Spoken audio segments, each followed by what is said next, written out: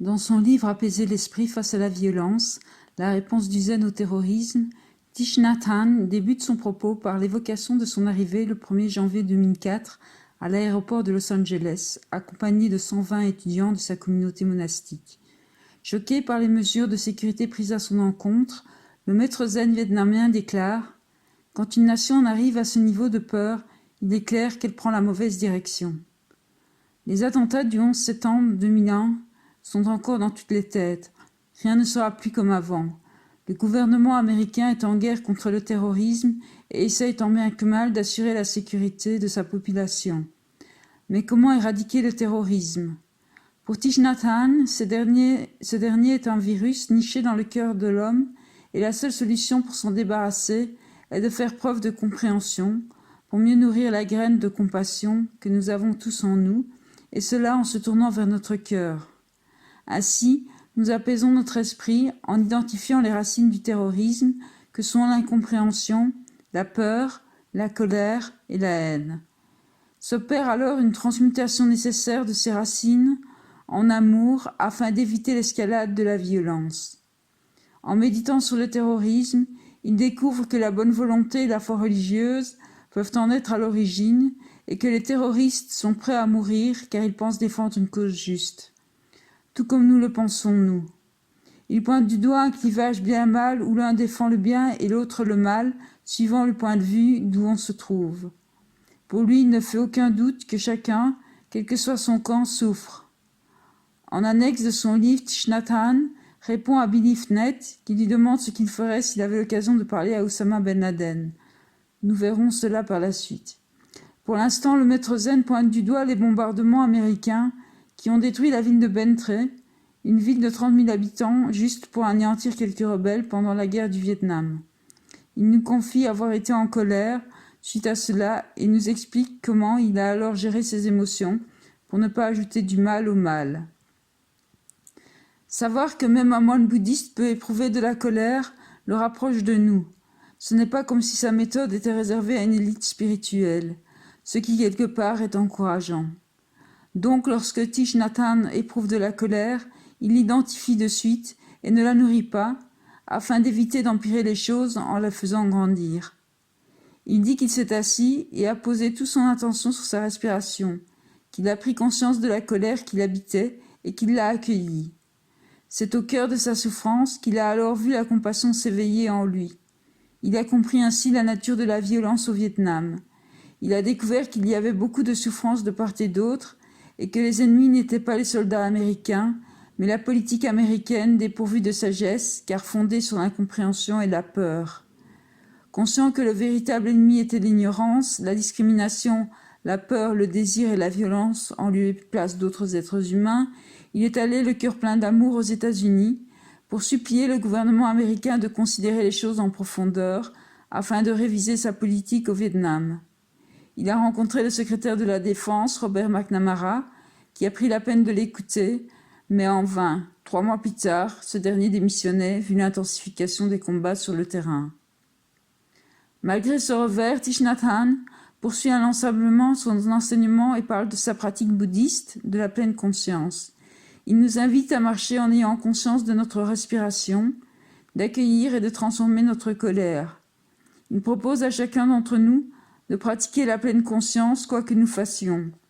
Ainsi, nous sommes calmes et capables d'identifier la colère, la peur, la violence, etc. Si nous sommes calmes, si l'autre nous sent calmes, il ne craindra pas pour sa sécurité, et alors nous ne craindrons pas non plus pour la nôtre. C'est la solution pour éradiquer la violence. S'occuper d'abord de notre propre souffrance, apaiser notre esprit pour être ouvert à l'écoute profonde et à la parole bienveillante avec autrui. C'est conscient de l'impact qu'ont les films sur le public que Thich Nhat Hanh déclare lors d'une retraite organisée par des artistes en 2004. Si les metteurs en scène, les producteurs et les acteurs voulaient bien arroser la graine de bonheur et de paix qui est en eux, ils pourraient utiliser leur talent pour faire des films qui arroseraient les graines de pleine conscience et d'éveil collectif. Ajoutant par ailleurs que l'esprit d'amour est très fort chez les artistes. Le maître zen rappelle par ailleurs que la pratique de la compréhension et de l'amour est le souhait de nos maîtres spirituels tels que Bouddha, Jésus, Moïse et Mahomet. À aucun moment il n'essaye de nous convertir au bouddhisme et à la croyance notamment à la réincarnation. Non, pas du tout. Il est là pour nous enseigner une méthode pour apaiser notre esprit, c'est tout. Une fois que nous avons réussi à être en paix à l'intérieur de nous, nous sommes alors prêts à écouter la souffrance de l'autre. Mais attention, il ne s'agit pas de n'importe quelle écoute, mais d'une écoute attentive et compatissante. Quoi que dise l'autre personne ou l'autre nation, nous l'écoutons en profondeur. L'écoute, une fois terminée, après un temps, viendra le moment propice à la réconciliation, le moment où il sera question de dissiper les malentendus en réagissant avec bienveillance.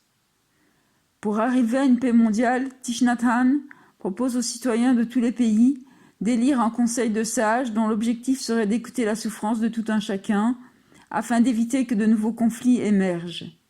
Il cite en exemple l'Afrique du Sud où une commission en faveur de la vérité et de la réconciliation, dirigée par l'évêque Desmond Tutu, a été créée pour soigner les blessures de l'apartheid. L'objectif étant que Noirs et Blancs trouvent un moyen de coexister dans la paix et le respect en Afrique du Sud. Des sessions télévisées ont même été organisées et les résultats ont été tangibles. Même si le maître vietnamien parle des 4 vérités dans le bouddhisme, encore une fois, il n'y a nul besoin d'adhérer au bouddhisme en tant que religion. Il s'agit de reconnaître tout d'abord l'existence de la souffrance. Pour cela, il faut que chacun se sente en sécurité, car certains, même s'ils sont d'accord avec cette démarche, ont peur de perdre leur situation. Il n'est pas toujours facile d'exprimer ses convictions. Après avoir reconnu sa souffrance, il s'agit maintenant d'en comprendre la nature, puis d'y mettre fin. La 4e des nobles vérités étant qu'il y a une voie concrète qui mène au bien-être. La méditation n'est plus le fait d'individus de nos jours. Elle se doit d'être une pratique collective. La plus belle exportation que pourrait faire un pays, c'est d'avoir un gouvernement qui écoute la souffrance de son peuple, ce qui l'aiderait à comprendre la souffrance des autres peuples. Quant aux terroristes, ce sont des êtres humains comme nous. Lorsque nous avons un désir de vengeance, nous ne sommes pas différents d'eux. Il est capital de rétablir la communication avec eux, mais pour ce faire, il faut instaurer un climat de bienveillance et de sécurité. Si une nation est insincère, les gens parleront de leur souffrance, et cette souffrance s'apaisera. Thich Nhat Hanh propose de ne pas s'arrêter à la création d'un conseil de sages national, en créant un conseil international de sages, qui aurait pour vocation de se mettre à l'écoute des difficultés et de la véritable situation des groupes et des nations que l'on croit être à l'origine des activités terroristes. Il appelle de ses vœux la création de retraites, comme celle qu'il a créée au village des Pruniers dans l'Aquitaine en France, mais à une plus large échelle. Là, les participants pourraient utiliser les outils de la pleine conscience, marcher consciemment, respirer, pratiquer la relaxation profonde, accueillir les peurs et les émotions fortes afin de se donner une chance de vivre en paix. Car vivre en sécurité ne s'obtient pas avec des armes, mais avec compréhension et compassion. La compassion est notre meilleure protection. Thich Nhat Hanh parle ensuite de l'entraînement que suivent les soldats avant d'aller au front, quelle que soit leur origine. Il explique comment tuer ou être tué devient le leitmotiv d'une guerre et combien chacun peut devenir cruel en pareille situation de terreur. Il rend les supérieurs de ces soldats responsables de la torture notamment, et rappelle qu'il existe d'autres moyens de se défendre, comme la diplomatie de la politique étrangère, et cela en formant des alliances avec d'autres pays, ainsi que par l'assistance humanitaire. L'action militaire peut être compatissante, mais cette compassion doit être vraie pour, par exemple, défendre une population en danger d'être envahie. La torture, elle, n'est jamais justifiée. Le fait que le terrorisme existe et que l'on ait imaginé des armes de destruction massive est déjà le produit d'une mentalité collective, d'une façon collective de parler et de penser que les médias n'ont fait qu'amplifier. Il est nécessaire de transformer notre façon de penser et celle de notre société. Nous avons peur et nous ne savons pas comment nous protéger au moyen de la compassion. Il faut savoir que la force spirituelle est très puissante. Au lieu d'utiliser l'armée, utilisons le pouvoir spirituel, social et éducatif. Les artistes peuvent proposer des histoires de coexistence pacifique au monde entier. Les médias peuvent présenter ce message au monde. La paix est possible. Les soldats peuvent tout à fait pratiquer la non-violence et la compréhension. Chaque instant de compréhension, de compassion et de paix est précieux.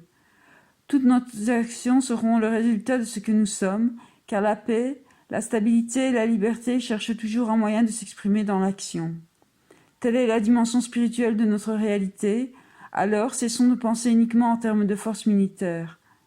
Tout d'abord, nous devons prendre le temps de nous calmer et ensuite de regarder les choses en profondeur pour les comprendre. De la compréhension naît la compassion. Nous serons en mesure de voir ce que nous pouvons faire et ce que nous devrions nous abstenir de faire. C'est la méditation. Chacun de nous doit pratiquer la méditation. Pratiquons la paix pour éviter la guerre. Demandons-nous ce qui motive nos actions. Nourrir la paix. Thich Nhat Hanh attire ensuite notre attention sur 4 types de nutriments que nous consommons. Il nous fait part de l'importance de consommer en pleine conscience afin de mettre fin au terrorisme. Le premier nutriment est la nourriture comestible. Si nous prenons de la drogue, buvons de l'alcool et fumons des cigarettes, nous consommons des poisons qui détruisent le corps et l'esprit. Notre corps, dit-il, n'appartient pas qu'à nous. Nous devons en prendre soin. Le maître Zen explique alors que pour créer de l'alcool et de la viande, cela nécessite des céréales ou des fruits qui pourraient être utilisés pour nourrir tous ceux qui meurent de faim dans le monde. Alors que chaque jour, des enfants meurent de malnutrition dans certaines parties du monde, d'autres en Occident sont obèses. Cette inégalité est cause de haine et de colère dans le monde. Par ailleurs, beaucoup d'eau sert à abreuver le bétail et il faut tenir compte des forêts que l'on rase pour planter des céréales destinées à le nourrir. Nous pouvons choisir de manger en pleine conscience et de protéger la vie et le bonheur des espèces qui cohabitent avec nous et la terre elle-même, ou rester insensible à la souffrance des animaux élevés pour être tués et mangés. Il est possible d'arrêter de tuer des animaux et de trouver des manières non violentes de produire notre nourriture. Quand nous mangeons avec compassion, le bonheur est présent. Le deuxième nutriment est la nourriture des sens. Nous mangeons avec nos 6 organes des sens, les yeux, les oreilles, le nez, la langue, le corps et l'esprit. Par exemple, un programme télévisé ou un jeu vidéo est une nourriture. Les objets de consommation sont parfois extrêmement toxiques. Ces nourritures sensorielles génèrent violence et haine dans notre corps et dans notre esprit. Heureusement, certaines sortes de livres, de musique nous rendent heureux. À nous de choisir des produits qui nous apportent légèreté, paix et bonheur. Une simple conversation avec quelqu'un peut nous amener au bord du désespoir ou nous donner confiance et aspiration. Il est donc sage de parler seulement avec des personnes qui nourrissent l'amour et la compréhension en nous, à l'exception des situations où nous pensons pouvoir aider quelqu'un à transformer sa souffrance et sa violence. À chacun de faire preuve d'attention à ce qu'il fait ou dit, à sa manière d'être. Le troisième nutriment est notre désir le plus profond, la volition. Nos désirs peuvent nous entraîner dans la direction du bonheur ou dans celle de la souffrance. Lorsque l'on a un désir sain comme souhaiter protéger sa vie, son environnement ou mener une vie simple qui laisse le temps de s'occuper de soi et des siens, ce désir génère le bonheur. Si on court après le pouvoir, la richesse, le sexe et la célébrité, en pensant qu'ils seront gages de bonheur, on consomme une espèce de nourriture très dangereuse qui attire beaucoup de souffrance. Les personnes très riches sont souvent très seules parce qu'elles se méfient des autres. Elles croient que ceux qui essayent de sympathiser avec elles n'en veulent qu'à leur argent et ne pensent qu'à profiter d'elles. Et puis, il y a celles et ceux chez qui le désir de liberté est tel qu'elles et ils abandonnent tout pour une vie monastique. Le quatrième nutriment est la conscience. Nous avons en nous les différentes graines, comme par exemple celle de la colère et celle de la bienveillance. Nous devons être attentifs à celles que nous ou les autres font grandir en nous. Quand nous arrosons des graines de pardon, d'acceptation et de bonheur chez la personne que nous aimons, nous lui offrons une nourriture très saine pour sa conscience. Diriger avec courage et compassion. Pour insuffler la paix dans notre monde, nous devons marcher calmement, parler tranquillement et écouter paisiblement. Quand nous tournons notre attention vers notre inspiration et notre expiration, nous respirons en pleine conscience, nous devenons pleinement présents, pleinement vivants dans l'ici et maintenant. La bienveillance envers soi est le fondement de l'amour pour les autres. Si nous aimons quelqu'un, le plus beau cadeau que nous puissions lui faire est d'être vraiment présents. Il est probable que les hommes politiques veulent offrir le meilleur de leur vision, de leur expérience et de leur compréhension de leur pays.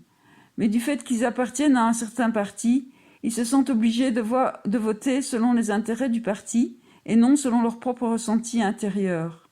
C'est là une action politique dénuée de sagesse. Quand le peuple élit des représentants, il compte sur la sagesse, le talent et l'expérience de ces personnes. Diriger implique avant tout d'avoir le courage de son vote et d'être prêt à risquer sa position dans un parti politique. Parfois, les politiciens n'osent pas exprimer leurs pensées ou leurs visions profondes par peur d'être mis à l'index. C'est un grand problème. Transformer les politiciens en une assemblée compatissante d'authentiques frères et sœurs, où chacun apprend à écouter l'autre avec un degré d'intérêt et d'attention égal, est une pratique très profonde. Et le premier pas serait que chaque politicien commence par se tourner vers lui-même.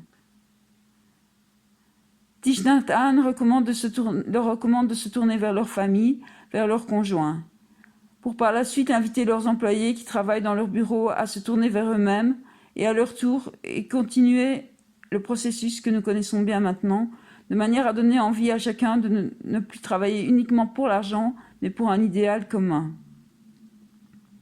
Pour terminer, comme annoncé précédemment, voici ce qu'a répondu le maître Zen lors d'un entretien de septembre 2001 pour Belief.com.